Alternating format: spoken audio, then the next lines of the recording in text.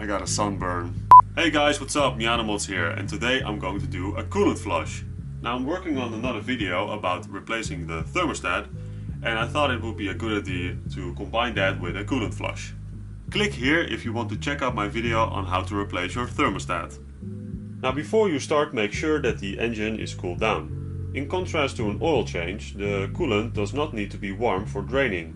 The coolant system is pressurized when it's hot, so before you take the radiator cap off or drain the fluid, make sure that the engine is cool. Pull up the handbrake and block the back wheels.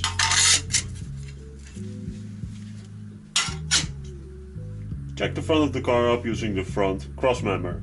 Do not use the oil pan. Place jack stands on both sides and leave the jack as a backup. You can also use some spare wheels if you have those. There are 6 liters or 6.3 corks of coolant in the system, so get a drain pan or a bucket that is big enough. The drain plug can be found through an access hole in the plastic shroud just under the radiator. Put the drain pan or bucket directly underneath the drain plug and start loosening it with the right size Phillips head screwdriver. Be careful because the drain plug is made out of plastic, so be gentle. Ryan Little.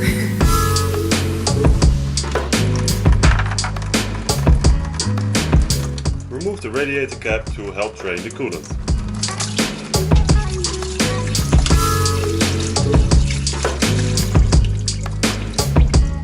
Quick tip, place the radiator cap right here so you can't forget to put it back, because when you want to close the hood, this will be in the way. Alright, I've let it drain for about 10 minutes and almost all the coolant is out of the system. Be careful that you don't spill the old coolant. Coolant has a sweet taste, so animals will drink it and die. The next step is to reinstall the drain plug. Before you do that, clean the plug and make sure it's still in good shape. Don't over tighten it, just tighten it until it's snug. The overflow reservoir will still hold coolant, even if you drain the whole coolant system.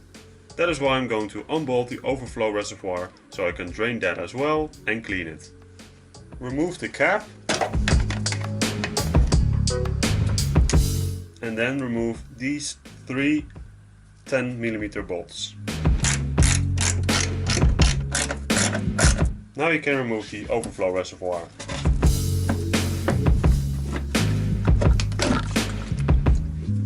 Now we can drain the overflow reservoir.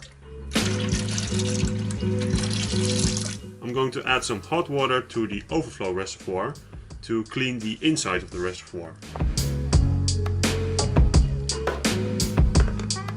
Shake it a little bit, but be careful because it's boiling hot water. And then drain it. And then drain it into the drain pan.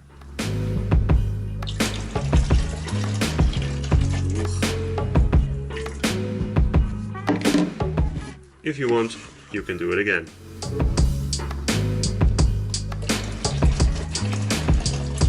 Alright. The water is pretty clear, so I think it's clean. I'm also using an old rag to clean the outside of the reservoir. The reservoir is clean, so we can reinstall it back into the car. Reinstallation is the same as removal. Now that the overflow reservoir is cleaned and back on the car, we can fill up the cooling system. I'm going to use a combination of distilled water and radiator flush. These products help to remove oil, scum, sludge, loose rust and skill from all the areas of the cooling system. Keep in mind that the outside temperature must not go below freezing point, or else the distilled water will freeze, so don't do this job in the winter. I'm going to add the radiator flush first and then fill up the system with distilled water.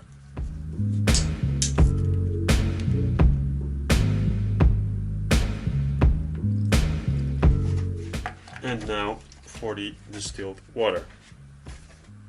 Have the opening of the jug on top, so the distilled water will come out more evenly, and always use a funnel.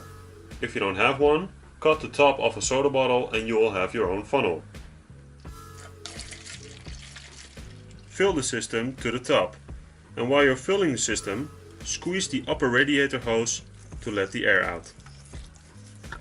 Here, let me show you.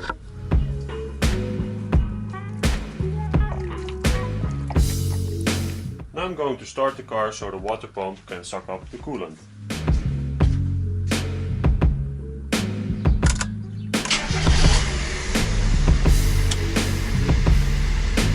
Let the engine get up to operating temperature.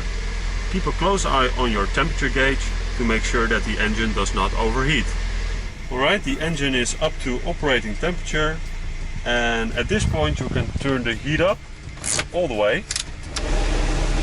This will flush all the contaminants out of the heater core.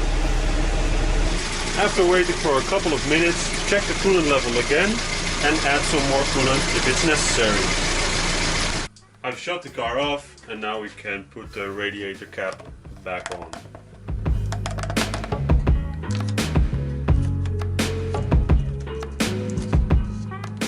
Don't forget to fill up the overflow reservoir so the coolant level is between the indicated low and high marks down here.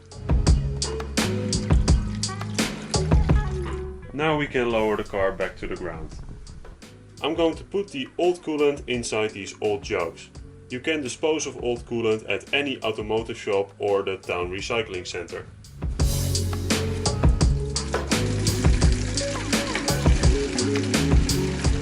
Alright, the car is back on the ground and I'm going to leave the distilled water and radiator flush mix in the coolant system for a few days so it can really flush out all the contaminants. This step is not really necessary. You can also go for a 15-minute drive. Just don't forget to turn on your heater core as well.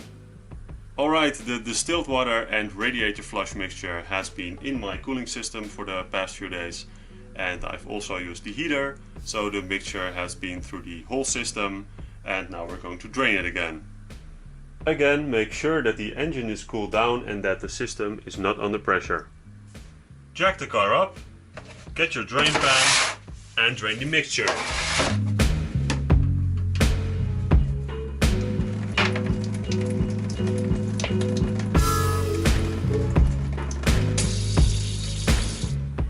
Don't forget to remove and drain the overflow reservoir as well.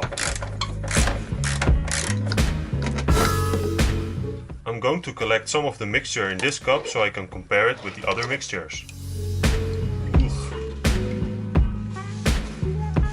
This is the coolant I drained the first time, and this is the result of the first flush. Let's hope the second flush will be a little bit clearer. Reinstall the overflow reservoir.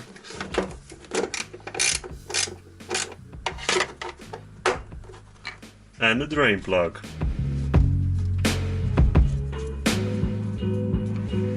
I'm going to fill the system up with distilled water again for a second flush.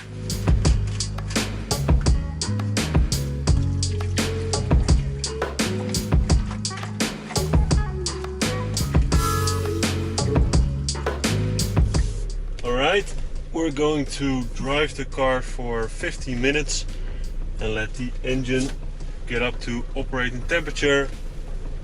Keep an eye on your temperature gauge to make sure that the car does not overheat. The engine is now at operating temperature, so we can turn the heat up all the way. Alright, I'm back. Again, make sure that the engine is cooled down so the system is not under pressure. Jack the car up, get your drain pan and drain the system once more. Repeat this process until the distilled water comes out clear. This is the result of the radiator flush. This one is the old coolant. This one is the radiator flush and distilled water mixture, and these two are just distilled water. And as you can see, the last flush is almost clear. So now we can insert the coolant. Now you might be wondering, what coolant should I buy?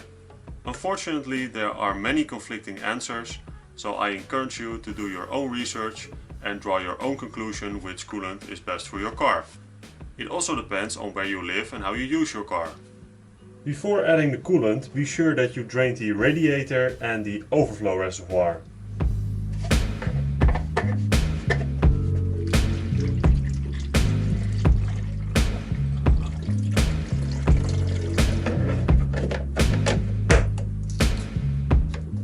Drive the car for 15 minutes again and let the engine get up to operating temperature again. Keep your eye on your temperature gauge to make sure that the engine does not overheat. And when it reaches operating temperature, turn the heater all the way up again. The car is maintaining operating temperature and the heater is working fine, so this coolant flush is a success. If you find this video helpful, give it a thumbs up and leave a comment below. The tools and parts you'll need for this job are in the video description, as well as my social media links. If you haven't subscribed already, click on the MiataMods logo below and don't forget to turn on notifications. For more MiataMods videos, click here. Thanks for watching. Bye guys!